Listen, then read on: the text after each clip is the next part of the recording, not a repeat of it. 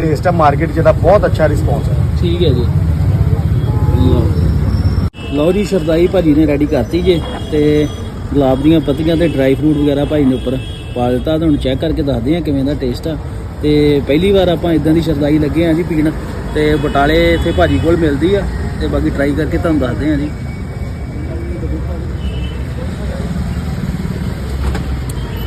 ਬਹੁਤ ਵਧੀਆ ਟੇਸਟ ਆ ਜੀ। ਪੂਰਾ ਜਿਹੜਾ ਇਹਨਾਂ ਨੇ ਮਸਾਲਾ ਪਾਇਆ ਜਿਹੜਾ ਘਰੋਂ ਪੀਸ ਕੇ ਲਿਆਏ ਰਗੜਾ ਜਿਹਨੂੰ ਕਹਿੰਦੇ ਆਪਾਂ ਠੇਠ ਪੰਜਾਬੀ ਦੇ ਵਿੱਚ, ਉਹਦਾ ਫਲੇਵਰ ਪੂਰਾ ਆਉਣ ਡਿਆ ਜੀ।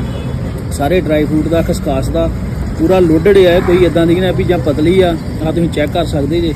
ਤੇ ਜਿਵੇਂ ਆਪਣਾ ਨਿਹੰਗ ਸਿੰਘ ਰਗੜਾ ਤਿਆਰ ਕਰਦੇ ਸੀ ਸੇਮ ਉਹੀ ਫਲੇਵਰ ਆ ਜੀ। ਤੇ ਬਹੁਤ ਵਧੀਆ ਸ਼ਰਦਾਈ ਆ। ਤੇ ਤੁਸੀਂ ਵੀ ਇੱਥੋਂ ਭਾਜੀ ਨਾਲ ਖਵਾਓ ਤੇ ਆਰ ਬਾਬਾ ਕਾਲਜ ਦੇ ਸਾਹਮਣੇ ਇਹਨਾਂ ਦੀ ਕਾਟ ਲੱਗਦੀ ਆ ਜੀ। ਤੇ ਜ਼ਰੂਰ ਆ ਕੇ ਇਹਨਾਂ ਕੋਲ ਸ਼ਰਦਾਈ ਪੀ ਕੇ ਜਾਓ ਜੀ।